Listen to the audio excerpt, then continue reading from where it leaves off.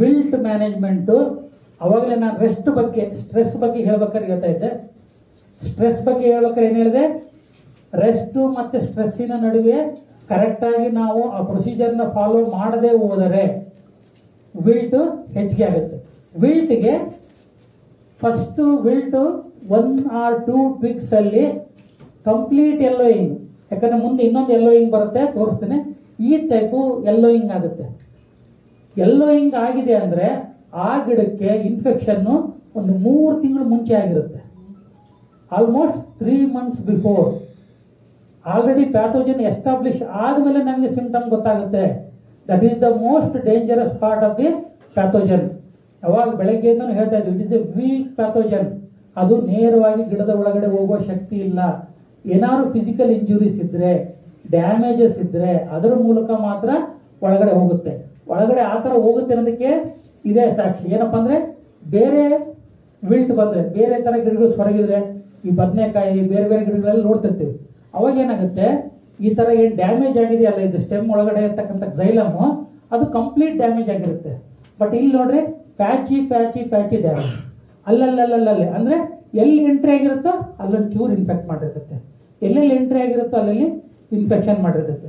ಅಂದರೆ ಇದು ಒಳಗಡೆ ಹೋಗ್ಲಿಕ್ಕೆ ಸಮ್ ಡ್ಯಾಮೇಜ್ ಈಸ್ ರಿಕ್ವೈರ್ಡ್. ಆ ಡ್ಯಾಮೇಜ್ ಮಾಡ್ತಕ್ಕಂಥದ್ದು ಕೊಡ್ತಕ್ಕಂಥವು 2 ಮೇಜರ್ ಸಮಸ್ಯೆಗಳಿದಾವೆ. ಒಂದು ಇದು ಶಾರ್ಟ್ ಹೋಲ್ ಬೋರರ್ ಅಂತೀವಿ. ಇದು ಫೋಟೋದಲ್ಲಿ ದೊಡ್ಡದು ಕಾಣ್ತಾ ಇದೆ. ಅಕ್ಕಿಯಲ್ಲಿ ಏನು ಕರಿ ಹುಳ ಬರ್ತೈತಲ್ಲ ಅಷ್ಟೇ ಇರ್ತೈತೆ, ಅದು ಸಣ್ಣದಿರ್ತೈತೆ. ಈ ಥರ ಸ್ಟೆಮ್ ಅಲ್ಲಿ, ರೂಟಲ್ಲಿ ಇದು ಬೋರ್ ಮಾಡ್ತೈತೆ, ಅಂದರೆ ತೂತುಗಳನ್ನು ಹಾಕುತ್ತೆ. ಸಾಮಾನ್ಯವಾಗಿ ರೆಗ್ಯುಲರ್ ಆಗಿ ಯಾರು ಕ್ರಾಪಿಂಗ್ ಮಾಡ್ತಾ ಇದ್ದಾರಲ್ಲ ಅವರ ಫೀಲ್ಡಲ್ಲಿ ಈ ಸಮಸ್ಯೆ ಬರಲ್ಲ. ಅಂದರೆ ಎಲ್ಲಿ ರೆಗ್ಯುಲರ್ ಮೇಂಟೆನೆನ್ಸ್ ಆಗಿರ್ತಾರೆ. ನೆಗ್ಲೆಕ್ಟೆಡ್ ಆರ್ಚರ್ಡ್, ನಿಮ್ಮ ಹೊಲದ ಪಕ್ಕ ಯಾರ್ದೋ 2 ಎಕರೆ ಇದೆ, ಅವರು ಆ ಫೀಲ್ಡನ್ನ ಮೇಂಟೈನ್ ಮಾಡ್ತಾ ಇಲ್ಲ ಅಂದರೆ there you can expect this short hole borer. 2ನೇ ಕಂಡೀಷನ್ ಯಾವಾಗ ಬರುತ್ತಪ್ಪ ಅಂದರೆ, ನಾನು ಹೇಳಿದ್ದೆ, ನೀವು ಕಟಾವು ಆದಮೇಲೆ after harvest of the fruit, if you don't turn back to your field for more than 4-5 months, 4-5 months ತನಕ ನೀವು ನಿಮ್ಮ ಫೀಲ್ಡ್ಗೆ ಹೋಗಲಿಲ್ಲ, ಅದಕ್ಕೆ ನೀರು ಕೊಡಲಿಲ್ಲ ಅಂದರೆ, ಕಟ್ಟಿಗೆ ಥರ ಬೇರುಗಳೆಲ್ಲ ಒಣಗಕ್ಕೆ ಸ್ಟಾರ್ಟ್ ಆದವು ಅಂದ್ರಪ್ಪ ಅಂದರೆ, ಅವಾಗ ಇದು ಶಾರ್ಟ್ ಹೋಲ್ ಬೋರರು ಹೆಚ್ಚಿಗೆ ಬರುತ್ತೆ. ಹಸಿ ಕಟ್ಟಿಗೆ ಇದ್ದು ಗಿಡ ಆಕ್ಟಿವ್ ಆಗಿದ್ದರೆ ಅಲ್ಲಿ ಶಾರ್ಟ್ ಹೋಲ್ ಬೋರರು ಬರಲ್ಲ. ಅಂದರೆ ಮೇಜರ್ ಸಮಸ್ಯೆ ಇರತಕ್ಕಂಥದ್ದು ಇನ್ನೊಂದು ಯಾವುದಪ್ಪ ಅಂದರೆ ನೆಮಟೋಡ್ಸ್. ನೆಮಟೋಡ್ಸ್ ಈಗ ಫೋಟೋ ತೋರಿಸ್ತೀನಿ, ಮತ್ತೆ ಬರ್ತೀನಿ. ಈ ಥರ ಬೇರುಗಳು ಗಂಟಾಗ್ತಾವಲ್ಲ, ಇದು ಕೂಡ ಆ ಎಂಟ್ರಿ ಪಾಯಿಂಟಿಗೆ ಬೇಕಾದಂತಹ, ಪ್ಯಾಥೋಜನ್ ಎಂಟ್ರಿ ಪಾಯಿಂಟಿಗೆ ಬೇಕಾದಂತಹ ಆ ಒಂದು ಗಾಯಗಳನ್ನು ಮಾಡುತ್ತೆ. ಇದು ಬಿಟ್ಟರೆ ಮೇಜರ್ ಕಲ್ಪ್ರಿಟ್ ಯಾವುದು, ರೆಸ್ಟು ಸ್ಟ್ರೆಸ್ಸು. ರೆಸ್ಟು ಸ್ಟ್ರೆಸ್ಸು ಸರಿಯಾಗಿ ನಾವು ಫಾಲೋ ಮಾಡದೆ ಹೋದರೆ, ಇಮ್ಮಿಡಿಯೇಟಾಗಿ ನೀರನ್ನು ಸ್ಟಾಪ್ ಮಾಡಿ 3-4 ತಿಂಗಳಾದಮೇಲೆ ಒಂದೇ ಸತಿಗೆ ಯಥೇಚ್ಛವಾಗಿ ನೀರನ್ನು ಕೊಟ್ಟಾಗ ಬೇರುಗಳ ಮೇಲೆ ಎಲ್ಲ whatever the damages that created on the roots, that will going to lead a entry point for pathogen. ಇದು ಹೆಂಗೆ ಮಾಡುತ್ತಪ್ಪ ರೋಗ ಅಂದರೆ, ರೋಗ ಸ್ಟಾರ್ಟ್ ಆದಮೇಲೆ ಆ ಪ್ಯಾಥೋಜನ್ನು ಎಸ್ಟಾಬ್ಲಿಷ್ ಆಗಿ ಅದು ಝೈಲಮ್ ಎಲ್ಲ ಬ್ಲಾಕೇಜ್ ಆಗಿ aerial part symptoms ಗೊತ್ತಾಗುವಷ್ಟೊತ್ತಿಗೆ 3 to 4 months ಆಗಿರುತ್ತೆ. ಹಾಗಾಗಿ ನಾವು ಏನು ಸಿಂಪ್ಟಮನ್ನು ನೋಡಿ ಇನಿಷಿಯೇಟ್ ಮಾಡ್ತೀವಲ್ಲ treatment, that is almost too late for the recovery of the plant recovery ಆಗುವ ಭಾಳ ಲೇಟ್ ಹಂತ ಅದಾಗಿರ್ತದೆ. ಹಾಗಾಗಿ ಏನಪ್ಪ ಇದಕ್ಕೆ ಬೇಕಾದಂಥ ಒಂದು ಪ್ಲ್ಯಾನ್ ಏನು ಬೇಕಪ್ಪ ನಮಗೆ ಅಂದರೆ, usually this pathogen requires prolonged treatment. ಅಂದರೆ ಮಂತ್ಲಿ 3 times ಟ್ರೀಟ್ಮೆಂಟ್ ಆದರೆ, we have seen the field. So ಹೂನಿಪ್ಪರಿಗೆ ಅಂತಂದೇಳಿ ಒಂದು ಬಿಜಾಪುರದ ಹತ್ರ ಇದೆ, that we have taken it as ಒಂದು challenge, because it is a field of a farmer who is a retired employee. He has put all his retirement benefits to the field for establishing 12 acre of pomegranate plant. A 12 acre for his bad luck, a seedlings allene infected bandbittidave. Immediately before first crop only, half of the field started showing the symptom. He has visited the university constituted a committee. Many people went and told the advice. Still the field could not recover. Then finally I went and I started observing for 2 months. Then what we found out was, there is a incomplete treatment execution by the farmer. Usually ನೀವು ಯಾರು ಮಾಡ್ಲಿಕ್ಕಿಲ್ಲ ಅನ್ಕೊಂತೀನಿ. ಅಂದ್ರೆ ಈ treatment wilt treatment ಅನ್ನು ಮಾತ್ರ ನೀವು ಸ್ಪ್ರೇಗಿ ಬೇರೆ ಯಾರಿಗಾರ ಅಸೈನ್ ಮಾಡಿ ನೀವೇನಾದ್ರು ಕೆಲಸ ಇದ್ದರೆ ಹೋಗ್ಬೋದು. ವಿಲ್ಟ್ ಟ್ರೀಟ್ಮೆಂಟು ನೀವೇ ಇದ್ದು ಮಾಡಿಸ್ಬೇಕು. ಏನು ಮಾಡ್ಬೇಕಂತ ಹೇಳ್ತೀನಿ ನಾನು. ಇದರಲ್ಲಿ ನೀವೇ ಇದ್ದು ಮಾಡಿಸೋದು, ನೀವೇ ಕಣ್ಣು ಮುಂದೆ ಇದ್ದು ಮಾಡಿಸೋದು ಭಾಳ ಭಾಳ ಇಂಪಾರ್ಟೆಂಟು. ಒಂದು ಕ್ವಶನ್ ಏನು ಬರ್ತೈತೆ, ವಿಲ್ಟ್ ಕಂಡು ಕೂಡಲೇ ಅದು ಟೂ ಲೇಟ್ ಫಾರ್ ರಿಕವರಿ ಅಂತ ಹೇಳ್ತಾ ಇದ್ದೆ. ಅದನ್ನ ಕಿತ್ಬಿಟ್ಟು ಆಮೇಲೆ ಟ್ರೀಟ್ಮೆಂಟ್ ಮಾಡೋದ, ಟ್ರೀಟ್ಮೆಂಟ್ ಮಾಡಿ ಕೀಳೋದ? There is a second question. Still there is a hope. Multiple stem ಇದ್ದಾಗ 3-4 ಕಾಂಡಗಳನ್ನು ಬಿಟ್ಟಿದ್ರೆ, ಒಂದು ಕಾಂಡಕ್ಕೆ ಇನ್ಫೆಕ್ಟ್ ಆಗಿದ್ರೆ you can recover the remaining stems if you execute the step by step management practice. ಮ್ಯಾನೇಜ್ಮೆಂಟ್ಗೆ ಎರಡೇ ಕೆಮಿಕಲ್ ಅನ್ನು ನಾವು ಇಲ್ಲಿ ರಿಲೈ ಮಾಡ್ತೀವಿ. ಒಂದು ಟೆಲ್ಟ್ ಪ್ರೊಪಿಕೊನಜೋಲು, ಎರಡನೇದು ಕ್ಲೋರೋಪೈರಿಫಾಸ್. ಇವೆರಡು ಔಷಧಿಗಳನ್ನ ನೆಮಟೋಡ್ ಇದ್ರೆ ನಾವು ಫ್ಲೂಯೆನ್ ಸಲ್ಫೋನು ಅಥವಾ ವೇಲಮ್ ಪ್ರೈಮು ಇವನ್ನ ಯೂಸ್ ಮಾಡ್ತೀವಿ. ಬಟ್ ನೆಮಟೋಡ್ಗೆ the best result we get out of verticillium ಲೆಕ್ಕ. ಇದು ಅದು ಪೆಸಿಲೋಮೈಸಿಸ್ ಲಿನಾಸಿನಸ್, ಅದು ಒಂದು ಇದೆ ಟ್ರೈಕೋಡರ್ಮಾ ಥರನೇ. ಅದನ್ನ ಹಾಕೋದಾಗಂದ ನಿಮಗೆ ನೆಮಟೋಡ್ದು ಮ್ಯಾನೇಜ್ಮೆಂಟು ಎಫೆಕ್ಟಿವ್ ಆಗುತ್ತೆ. ಬಟ್ ಇಲ್ಲಿ ಏನು ಮಾಡ್ಬೇಕು ಅನ್ನೋದು ಇಂಪಾರ್ಟೆಂಟ್ ಇರ್ತದೆ. ಈಗ ಸೆಂಟ್ರಿಗೆ ಒಂದು ಗಿಡಕ್ಕೆ ಇನ್ಫೆಕ್ಟ್ ಆಗಿದೆ ಅಂದರೆ ನೀವು 3 ಕಲರಿನ ದಾರ, ಇದನ್ನ ನಾನು ತಲೆ ಕೆಡಿಸ್ಕೊಂಡು ಆ ಫೀಲ್ಡನ್ನು 2 ತಿಂಗಳು ಫಾಲೋ ಅಪ್ ಮಾಡಿದ ಮೇಲೆ ಡಿಸೈನ್ ಮಾಡಿದಂಥ ಸ್ಟೆಪ್. ಇದರಲ್ಲಿ ಏನು ನಾನೇನು ಹೊಸದೇನು ಮಾಡಿಲ್ಲ. ಬಟ್ ನಾವು ಅಂದ್ಕೊಂಡಂಗೆ ಆ ಗಿಡಗಳಿಗೆ, ಯಾವ ಗಿಡಗಳಿಗೆ ತೊಂದರೆ ಆಗಿದೆಯಲ್ಲ ಅದೇ ಗಿಡಕ್ಕೆ ನಾನು 3 ತಿಂಗಳು ಹೋಗಿ ಔಷಧಿ ಹಾಕಬೇಕು. ನೀವು ಐಡೆಂಟಿಫಿಕೇಶನ್ಗೆ ಒಂದು ದಾರ ಕಟ್ಟದೆ ಹೋದ್ರೆ ಗುರುತಿಗೆ, ಒಂದು ಟ್ರೀಟ್ಮೆಂಟ್ ಆದಮೇಲೆ ಗಿಡ ರಿಕವರಿ ಆದಮೇಲೆ ಯಾವ ಗಿಡಕ್ಕಾಗಿತ್ತೋ ಯಾವ ಗಿಡಕ್ಕೆ ಬಿಟ್ಟಿತ್ತೋ confusion. You can not identify the recovered plant. ಕೊನೆಗೆ ಅದಕ್ಕೆ ಸೆಕೆಂಡ್ ಟ್ರೀಟ್ಮೆಂಟ್ ಆಗುತ್ತೋ ಇಲ್ಲೋ ಗೊತ್ತಿಲ್ಲ. ಎರಡನೇ ಪ್ರಾಬ್ಲಮ್ ಏನಾಗುತ್ತೆ, ಫಸ್ಟ್ ಟ್ರೀಟ್ಮೆಂಟು ಮಾಡಿಬಿಟ್ಟಿರ್ತೀರಿ, ಒಂದು 10 ಗಿಡಕ್ಕಾಗಿರುತ್ತೆ ಟ್ರೀಟ್ಮೆಂಟ್ ಮಾಡ್ತೀರಿ. ಎರಡನೇ ಟ್ರೀಟ್ಮೆಂಟ್ ಮಾಡ್ಬೇಕಾದ್ರೆ after 1 month you will find some more plants ಬೇರೆವು. ಅವಾಗ ನಿಮ್ಗೆ ಏನಾಗುತ್ತೆ, ಯು ಫೀಲ್ ಲೂಸಿಂಗ್ ಹೋಪ್ಸ್. ಇದೇನಪ್ಪ ಮತ್ತು ರೋಗ ಬರ್ತಾನೆ ಇದೆ, ನಾನು ಮಾಡ್ತಿದ್ದೀನಿ ಅಂತ. ಅದಕ್ಕೆ ಆನ್ಸರ್ ಎಲ್ಲಿದೆ? ಆನ್ಸರ್ ಎಲ್ಲಿದೆ ಅಂದರೆ, ಇದು ಸಿಂಪ್ಟಮ್ ತೋರಿಸ್ಲಿಕ್ಕೆ 3-4 ತಿಂಗಳು ಬೇಕು ಇನ್ಫೆಕ್ಷನ್ ಆದಮೇಲೆ. ಅಂದರೆ ನಾವು ಟ್ರೀಟ್ಮೆಂಟ್ ಮಾಡಿದ್ರು ಕೂಡ ಹೊಸ ಗಿಡಗಳು ಕಾಣುವುದು ಸರ್ವೇ ಸಾಮಾನ್ಯ. ನಾವು ಯಾಕಂದ್ರೆ ಟ್ರೀಟ್ಮೆಂಟ್ನ ಎಂಟೈರ್ ಫೀಲ್ಡ್ಗೆ ಮಾಡ್ತಾ ಇಲ್ಲ.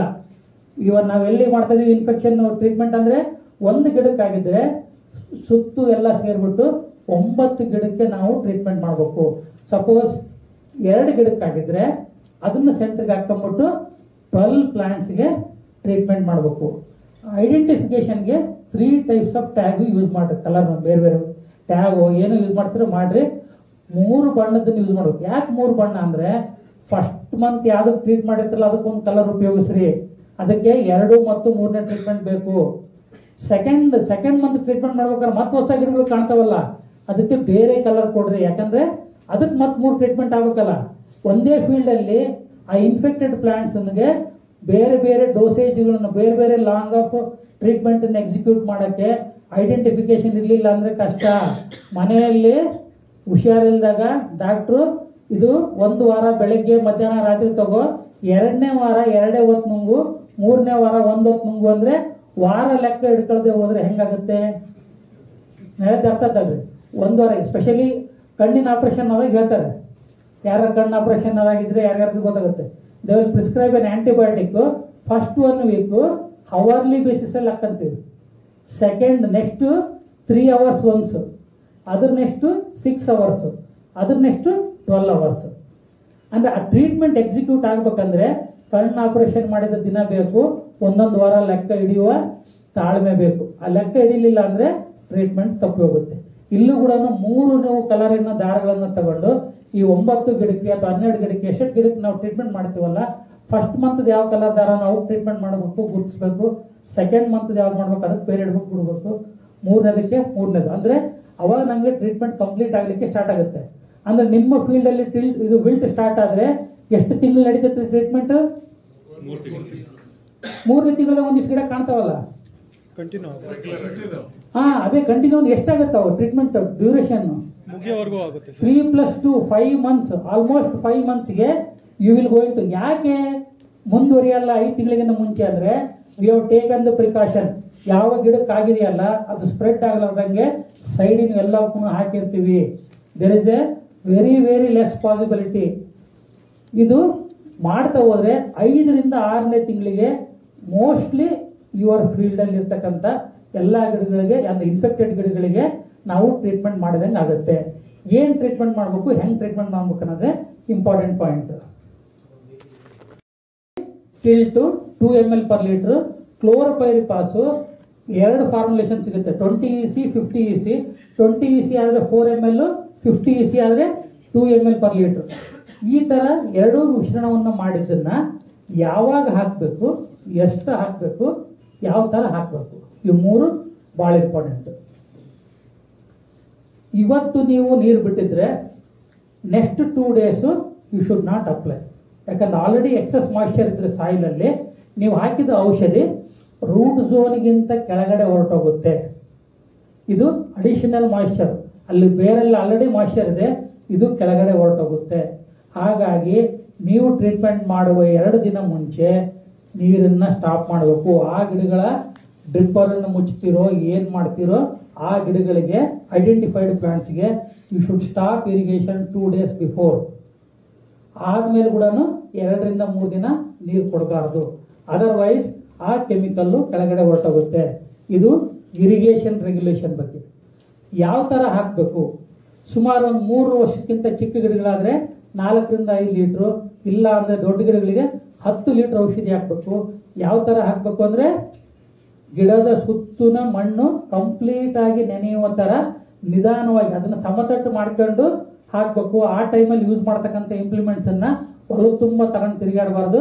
ಅವನ್ನ ಅವಾಗಿಂದ ಅವಾಗೆ ಸ್ಟೆರಿಲೈಸ್ ಮಾಡಬೇಕು. ಯಾಕಂದರೆ ಇದು ಸಾಯಿಲ್ ಬೋರ್ನ್ ಪ್ಯಾಥೋಜನ್ನು. ಅವು ಟ್ರೀಟ್ಮೆಂಟ್ ಪೂರ್ತಿ ಕಂಪ್ಲೀಟ್ ಆಗಿ ನಿಧಾನಕ್ಕೆ ಔಷಧಿ ಹಾಕಬೇಕು. ಜೋರಾಗಿ ಹಾಕಿರೋ ಬಕೆಟ್ ತಗೊಂಡು ಸುರಿದ್ರೆ ಏನಾಗುತ್ತೆ, ಒಂದು ಕಡೆ ಹೊರಟೋಗಿ ಔಷಧಿ ನಿಂತ್ಕೊಂತತೆ, ಉಳಿದ ಭಾಗಕ್ಕೆ ಟ್ರೀಟ್ಮೆಂಟ್ ಆಗಲ್ಲ. ನಿಧಾನವಾಗಿ ಅದು ಎಲ್ಲ ಕಡೆನೂ ಕುಡಿಯೋ ಥರ ನೀರು ಔಷಧಿನ ಹಾಕಬೇಕು. ಆಮೇಲೆ ಇದೇನು ಇದ್ರ ಸುತ್ತು ಹೊರಗಡೆ ಟ್ರೆಂಚು ಅಥವಾ ಮಣ್ಣನ್ನು ರೈಸ್ ಮಾಡಬೇಕು. ಈ 9 ಗಿಡವನ್ನು ಸೆಂಟ್ರಿಗೆ ಮಾಡಿಕೊಂಡು ಒಂದಷ್ಟು ಬೋಧೆ ಏರಿಸ್ಬೇಕು. ಯಾಕಂದರೆ ಇದು ಸಾಯಿಲ್ ಬೋರ್ನ್ ಪ್ಯಾಥೋಜನ್ನು. ಮಳೆ ಗಿಳೆ ಬಂದ ನಡುವೆ ಆ ಮಳೆ ನೀರಿನ ಮೂಲಕ ಕೂಡ ಪಕ್ಕದ ಗಿಡಗಳಿಗೆ ಹರಿದು ಹೋಗುವ ಸಾಧ್ಯತೆ ಇರ್ತದೆ. ಇವು 9 ಗಿಡಗಳನ್ನ ನಾವು ಬ್ಯಾರಿಕೇಡ್ ಮಾಡಬೇಕು, ಅಥವಾ ರೀಸೆಂಟ್ ಟರ್ಮಿನಾಲಜಿ ಅಂದರೆ ಕ್ವಾರಂಟೈನ್ ಹಾಕ್ಬೇಕು. ಅವನ್ನ ಕರೋನಾ ಟೈಮಲ್ಲಿ ಇದ್ದಲ್ಲ, ಕ್ವಾರಂಟೈನ್ ಮಾಡಿದರೆ ಮಾತ್ರ ಫೀಲ್ಡ್ಗೆ, ಉಳಿದ ಫೀಲ್ಡ್ಗೆ ಸ್ಪ್ರೆಡ್ ಆಗುವ ಸಾಧ್ಯತೆ ಕಡಿಮೆ ಆಗುತ್ತೆ. ಇಷ್ಟೆಲ್ಲ ಮಾಡಿದ್ರು ಕೂಡ ಕೆಲವೊಂದು ಗಿಡಗಳು ಸತ್ತು ಹೋಗ್ತವೆ. ಯಾಕಂದರೆ I told we are late in initiating the recovery process. ಸತ್ತಾಗ ಆ ಗಿಡಕ್ಕೆ ಇಮ್ಮಿಡಿಯೇಟಾಗಿ ಇನ್ನೊಂದು ಗಿಡ ತಂದಿಡೋದಾಗಲಿ ಇನ್ನೊಂದು ಮಾಡೋಕ್ಕೆ ಹೋಗ್ಬೇಡ್ರಿ. ಆದಷ್ಟು ಆ ಗಿಡದಂಥ ಎಲ್ಲ ರೂಟು ಸ್ಟೆಮ್ಮು ಏನೇನೈತೆ ಎಲ್ಲ ಕಲೆಕ್ಟ್ ಮಾಡಿಬಿಟ್ಟು ಒಂದು ಕಡೆ ಹಾಕಿ ಸುಡ್ರಿ. ಆ ಜಾಗಕ್ಕೆ you have to apply formaldehyde, chloroform. ಇನ್ನು ಸಿರಿಕಲ್ಚರಲ್ಲಿ ಯೂಸ್ ಮಾಡ್ತೀವಲ್ಲ, ಕಣ್ಣು ಉಳಿತೈತಲ್ಲ, ಅದನ್ನು ನೀರು ಹಾಕಿ 40 ml per liter ಪ್ರಮಾಣದಲ್ಲಿ ಅದಷ್ಟು ಮಣ್ಣು ನೆನೆಯೋ ಥರ ನೀರು ಹಾಕಿ ಇಮ್ಮಿಡಿಯೇಟಾಗಿ ಒಂದು ಪಾಲಿಥಿನ್ ಮಲ್ಚ್ ಏನು ಸಿಗುತ್ತಲ್ಲ, ಆ ಮಲ್ಚಿಂದ ಕವರ್ ಮಾಡಿ ಸೈಡ್ಗೆಲ್ಲ ಮಣ್ಣನ್ನು ಹಾಕಬೇಕು. ಯಾಕಂದರೆ formaldehyde acts by fumigant action. Fumigation ಅಂದರೆ ಅದು ಹಾವಿಯನ್ನು, ಉಗಿಯನ್ನು ಉತ್ಪತ್ತಿ ಮಾಡುತ್ತೆ, ಅದರಿಂದ ರೋಗಾಣು ಸಾಯುತ್ತೆ. ಆ ಥರ ಮುಚ್ಚಿ ಕನಿಷ್ಠ ಒಂದು 15ರಿಂದ 20 ದಿನ ಬಿಟ್ಟು ಆಮೇಲೆ ಅದನ್ನು ಓಪನ್ ಮಾಡಬೇಕು. ಓಪನ್ ಮಾಡಿ ಮತ್ತೊಂದು ವಾರ 10 ದಿನ ಬಿಟ್ಟು ಸೆಕೆಂಡ್ ಡೋಸು ಇದನ್ನು ಹಾಕಬೇಕು. ಯಾವುದು, ಬ್ಲೀಚಿಂಗ್ ಪೌಡ್ರು. ಬ್ಲೀಚಿಂಗ್ ಪೌಡ್ರ್ ಕೂಡ ಒಂದು 250 to 500 ಗ್ರಾಮು ಆ ಏರಿಯಾಕ್ಕೆ ಅಪ್ಲೈ ಮಾಡಿ ಮತ್ತು ನೀರು ಹಾಕಿ ಸ್ವಲ್ಪ ಮತ್ತು ಪಾಲಿಥಿನ್ ಮಲ್ಚನ್ನು ಮುಚ್ಚಬೇಕು. ಮತ್ತೊಂದು ವಾರ ಬಿಟ್ಟು ಓಪನ್ ಮಾಡಿ ಆಮೇಲೆ ಬಿಸಿಲಿಗೆ ಒಂದು ತಿಂಗಳು ಬಿಟ್ಟು ಟ್ರೈಕೋಡರ್ಮಾ ಇವನ್ನೆಲ್ಲ ಬಯೋಕಂಟ್ರೋಲ್ ಏಜೆಂಟ್ ಹಾಕಿ ಆಮೇಲೆ ಬೇಕಾದ್ರೆ ರೀಪ್ಲಾಂಟಿಂಗ್ ಮಾಡಬೇಕು. ಅವಸರ ಮಾಡಿ ರೀಪ್ಲಾಂಟಿಂಗ್ ಮಾಡೋಕ್ಕೆ ಹೋಗ್ಬೇಡ್ರಿ. ಆ ರೀಪ್ಲಾಂಟಿಂಗ್ ಮಾಡಿದ್ರೆ ಆ ಗಿಡಕ್ಕೂ ರೋಗ ಬರೋದು 100% ಗ್ಯಾರಂಟಿ. ಇಂಪಾರ್ಟೆಂಟು, ಇನ್ಫೆಕ್ಟೆಡ್ ಪ್ಲಾಂಟನ್ನು ತೆಗೆದು ಸುಡೋದು ಭಾಳ ಇಂಪಾರ್ಟೆಂಟು.